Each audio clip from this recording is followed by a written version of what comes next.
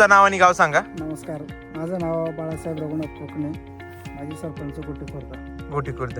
हा, आता हा तुमचा जो याचा प्लॉट आहे दोडक्याचा. आता माग भरपूर पिवळा दिसत होता आणि काय सेटिंग वगैरे होत नव्हती. हा, त्यासाठी तुम्ही काय टॅबलेट मारलेले आपले? त्यांच्याकडनं आम्ही ना वल्ली आहेत ना, हा हा, ग्रोमॅक्स त्या टॅबलेट घेतल्या आणि त्या टॅबलेटचा आम्ही फवारणी केली.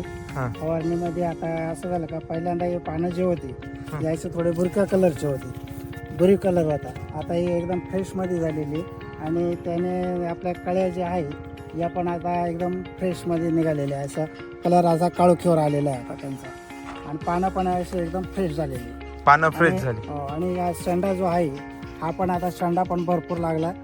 असा जवळजवळ 1-2 दिवसामध्ये 1-1.5 फूट ते 2 फुटाच्या अंतरानं लांब फेकले. म्हणजे 1 ते 2 दिवसात 2 फूट शेंडा वाढला. हो, म्हणजे एका दिवसाला 1 फूट शेंडा वाढू राहिला आपला. हो, असं आहे. एका दिवस आता हा जो आहे पुढे 6 इंच वाढलेला आहे. हा, आता 6 इंचात 2 काळ लागलेले आहे. 2 काळ्या पण लागलेले आहे आणि त्याला पुन्हा फुल पण निघलेले आहे. पुढच्या बाजूला शेंडा पण चालू आहे. शेंडा पण चांगला चालू झालेला आहे. आणि भरपूर प्रमाणात आम्हाला काळ्या दिसते आता इथे. काळ्या दिसू राहिल्या, पण फुलकळी भरपूर लागलेली आहे. फुलकळी भरपूर लागली, भरपूर फुलकळी. सेटिंग एकदम व्यवस्थित आहे. पहिले जे दोडके होती अशा भुऱ्या कलरला होती, आता एकदम काळोखी आलेली आहे आणि लांब सटक असा सरळ दोडका निघू राहिला. हा जो आहे आपल्याला इथे दिसतोय पूर्ण काळोखी आहे. पूर्ण काळोखी आणि याची जी साईज आहे असा लांब सरळ सरळ येऊ राहिला. सरळ येऊ राहिला, पहिले साईज पण नव्हती असे, आणि थंडीमुळे त्याच्यामुळे थोडे असे वाकडे वर येत होती, तर आता ते असे सरळ येऊ राहिले.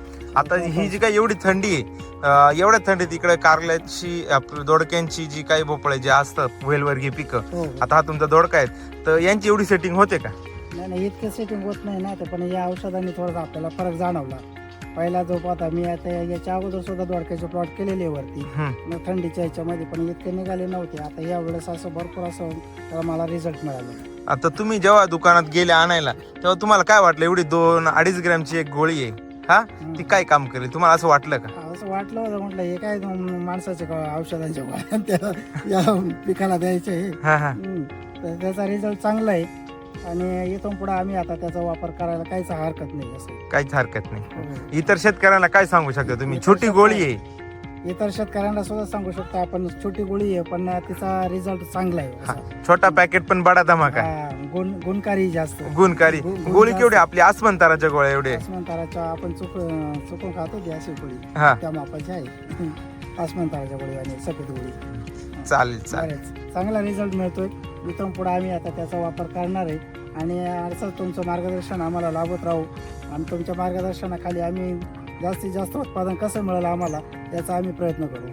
इतर शेतकऱ्यांना काय सांगू शकता तुम्ही? इतर शेतकऱ्यांना सुद्धा आपल्या माध्यमातून सांगू का, सरांच्या माध्यमातून जे गोळ्या औषध आहे त्यांचे जे औषध आहे ते चांगल्या प्रकारे त्यांचा रिझल्ट आहे, त्यांच्याकडून मार्गदर्शन घ्या आणि आपल्याला त्याचा रिझल्ट चांगल्या प्रकारे मिळू शकतो. धन्यवाद सर.